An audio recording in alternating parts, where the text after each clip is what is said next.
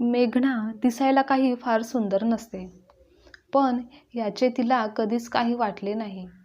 आई-वडिलांना मात्र तिच्या लग्नाची काळजी वाटत असते. मेघनाला आपले शिक्षण पूर्ण करायचे असते, त्यामुळे ती रोज कॉलेजला जायची. तिची एक मैत्रीण असते.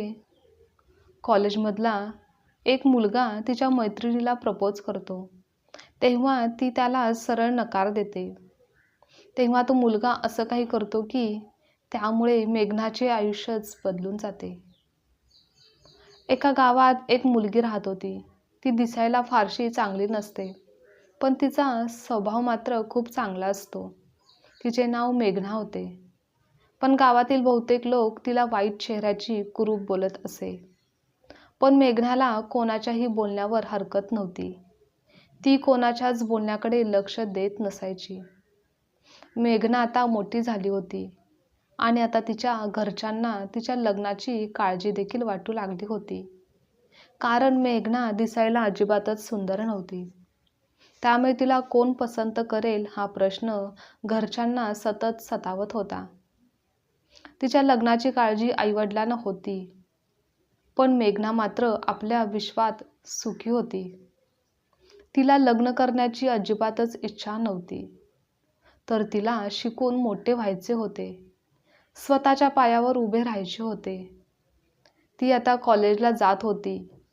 मेघनाच्या कॉलेजमध्ये एका डॉक्टरांची मुलगी शिकत होती, जिच्याशी मेघनाची मैत्री होते. अनेक वेळा आपल्या भावना फक्त मेघना तिच्या मैत्रिणीकडेच व्यक्त करत होती. मेघनाच्या मैत्रिणीने तिच्याकडे कधीच न्यूनगंडाने पाहिले नाही. उलट त्यांच्यातील प्रेम, मैत्री हे खऱ्या बहिणीपेक्षा सुद्धा जास्त होतं. एके दिवशी मेघना तिच्या मैत्रिणीसोबत त्यांच्या घरी जेवायला जाते.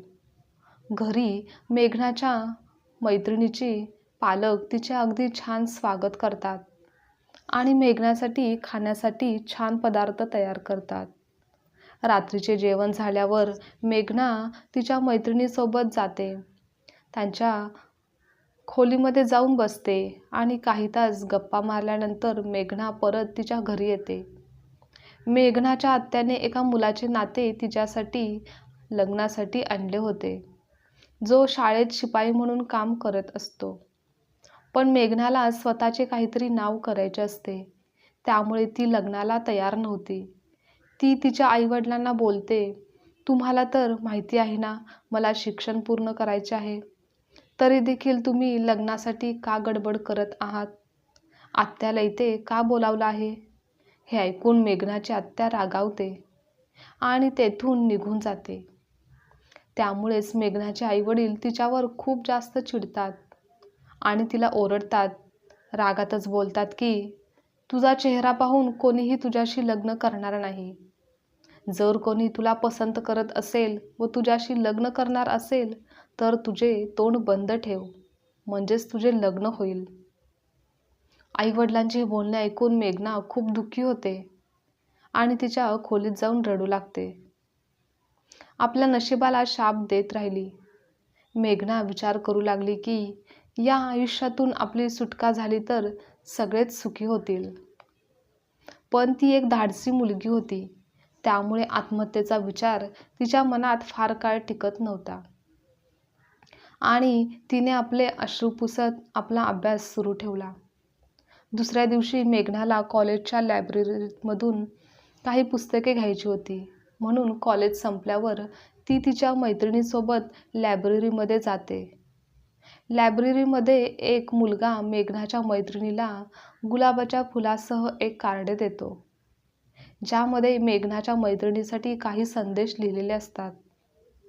तेव्हा मेघनाची मैत्रीण त्या मुलाला ते कार्ड परत करते आणि म्हणते की मला या सगळ्यात अजिबात रस नाही, प्लीज पुन्हा माझ्याशी असं वागू नकोस. आणि त्या दोघेही तेथून निघून जातात. पण मुलगा तिला आपली मैत्रीण मानू लागतो आणि तिच्यावर विनाकारण प्रेम करू लागतो. दुसऱ्या दिवशी दोन्ही मैत्रिणी आपापल्या वर्गात बसलेल्या होत्या. तेव्हा अचानक तोच मुलगा पुन्हा येतो आणि त्याच्यासमोर त्या मैत्रिणीसमोर बसतो आणि पुन्हा मेघनाच्या मैत्रिणीला प्रपोज करतो. तेव्हा तिला खूप राग येतो, पण यावेळी ती मुलगी त्याला जोरात थप्पड मारते.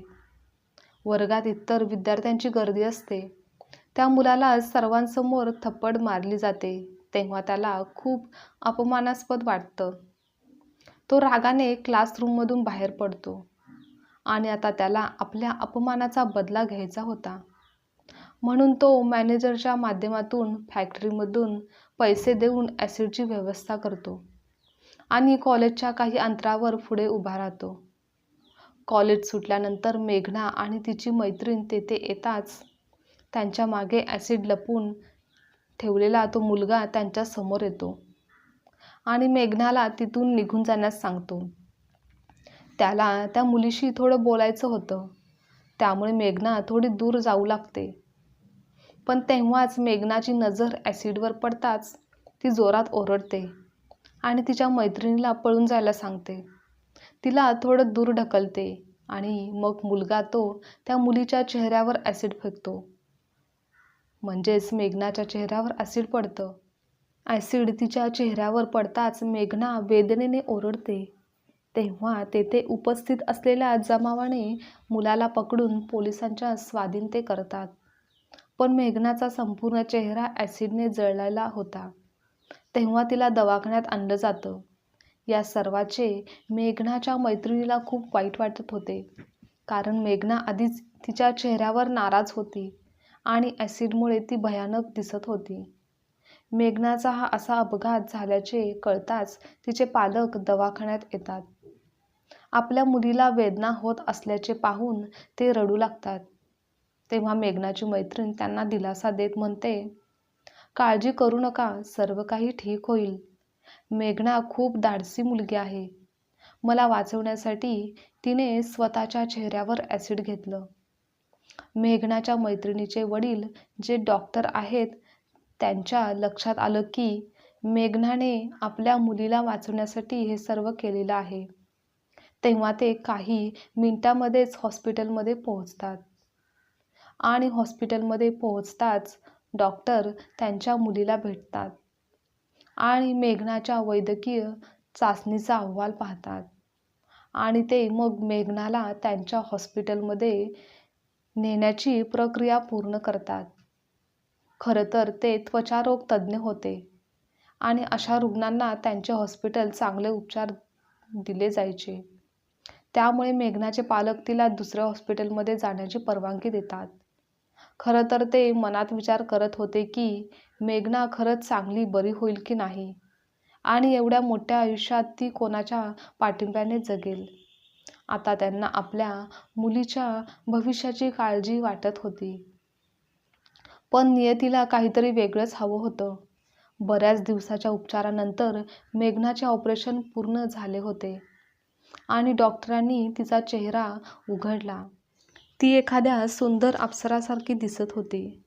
डॉक्टर मेघनाला सांगतात, मुली, तुला मोठा धक्का बसणार आहे. तू तयार आहेस का? हे ऐकून मेघनाला खूप वाईट वाटले. तिला थोडा त्रास होत होता. ती धैर्य गोळा करत आणि तिच्या पलंगावर बसते आणि डॉक्टर तिच्यासमोर आरसा आणतात. स्वतःचा चेहरा पाहून तिचे भान हरपले. मेघनाला विश्वासच बसत नाही की ती इतकी सुंदर कशी काय होऊ शकते. आता ती कुरूप मुलीसारखी दिसत नव्हती, तर एक सुंदर देवदूत दिसत होती. मेघनाची मैत्रीण तिला पाहून आनंदित होते. आजची कथा तुम्हाला आवडल्यास लाईक, शेअर, कमेंट करा आणि चॅनलवर नवीन असाल तर चॅनलला सबस्क्राईबसुद्धा नक्की करा.